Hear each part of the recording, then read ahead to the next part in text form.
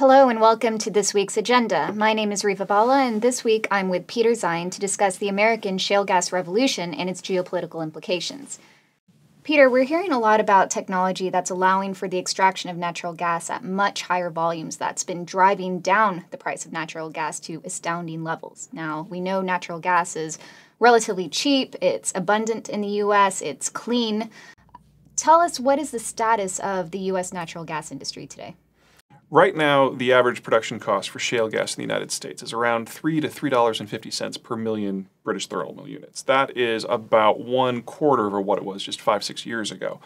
The reason for the big shift are two new technologies, fracking and horizontal drilling, which brought together allow massive new volumes to be brought into the market. And since the United States already has a fairly sophisticated national distribution network, that gas can make it to market very, very quickly, faster than it could in any other country in the world.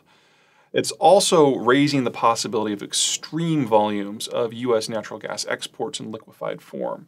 Price guesses are always problematic, but even if the rate of natural gas production drops by half over the course of the next decade, and even if the rate of natural gas increase for power generation doubles, there's still more than enough natural gas available in the United States to fully fill every single LNG export plan that is currently under consideration by the government. That could put, by 2022, at least 120 billion cubic meters of natural gas out there for the rest of the world to consume.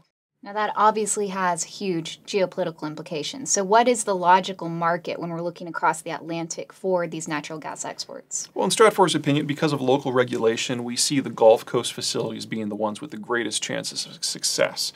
And for them, just because of proximity, Western Europe is definitely the first place where the gas will be going. And I'm sure the Russians are thrilled about that.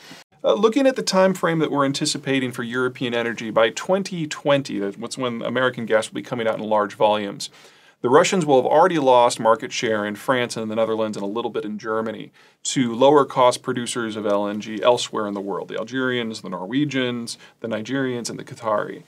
Once the Americans come in, however, they're going to be the lowest cost producers in the world, with the possible exception of the Australians. That is probably going to remove Russian market share very quickly from most of German territory and then push that gas line of where the Russian gas is consumed further to the east into Poland, the Czech Republic, and maybe even a little bit further. Now, really, in the past decade, we've seen Russia utilize its energy resources as a primarily political tool. I think the biggest eye-opener for a lot of the world was 2004 or 2005 when we saw the Orange Revolution in Ukraine that was backed by the West, and Russia promptly cutting off natural gas to Germany and freezing a good portion of Europe in the dead of the winter. That was a big political signal. We've seen a lot of tools since then. So what does Russia do, knowing that it is going to be likely losing this huge political leverage through its energy industry? In some ways, the Russians have already lost that tool. One of the things that the Russians always said during the Soviet period and in the 1990s is we'll never intentionally cut off natural gas because that would endanger our position as a reliable supplier. Well, when they cut off natural gas, it endangered their position as a reliable supplier. And so all of the Western Europeans who were able to went out and started building LNG facilities and new pipelines to places like Norway and North Africa in order to bring in alternative supplies. And as we saw in the latest recession 2008 to 2010 in Europe, Russia has become the least preferred supplier. And so we saw total natural gas demand in Europe drop by about 100 billion cubic meters. At the same time, natural gas imports from Algeria and Norway increased. All of that, therefore, was cut out of the Russian supply chain. And the Russians saw huge drops in their income that was very worrying for them for a couple of years. But Russia definitely seems cognizant of the threat. We've seen the Russians, for example, cutting prices down for the Germans, for the Italians, for the Czechs. They're also getting more involved in the distribution networks and other nodes of the supply chain, basically trying to get more integrated into the supply chain itself so they remain a competitive player in this mix. And some pieces of that will work. What the Russians are after is making themselves a one-stop shop, controlling enough of the network and enough of the supply depots that are actually in Europe, so it will be hard for what the Russians consider alien gas to get into the system.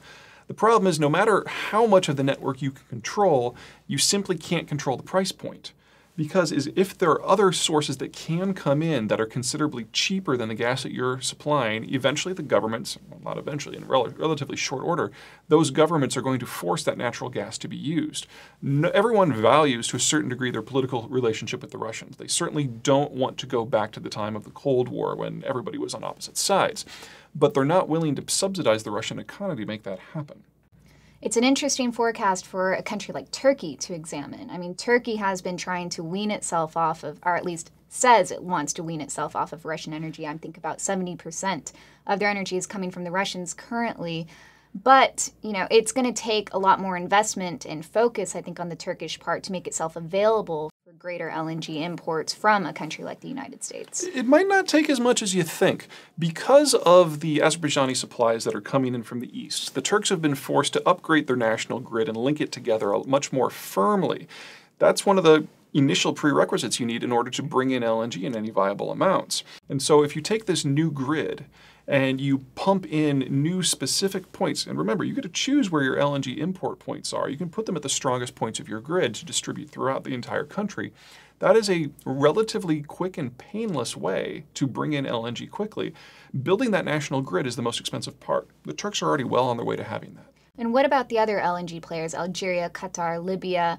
If they are going to be displaced potentially in this market, where are they going to be sending their exports? Well, if the Americans are sending 100 billion cubic meters to Europe, that definitely squeezes out most of these players that normally were used to supplying this market. Now, the piped gas players, Algeria, Norway, they're probably okay for the piped gas. The LNG players, though, are going to have to go somewhere else. Now, Algeria might be able to supply countries like Turkey, same with Egypt. But for most of the rest, they're going to have to look much further east. India is a possibility. China, assuming the economic crash hasn't happened by that point, is a possibility. Japan is far and away the top destination. So you're going to see all this natural gas crowding away from the American supplies. The problem that all of these producers in the Middle East are going to have, however, is they're going to be coming up against the Australians.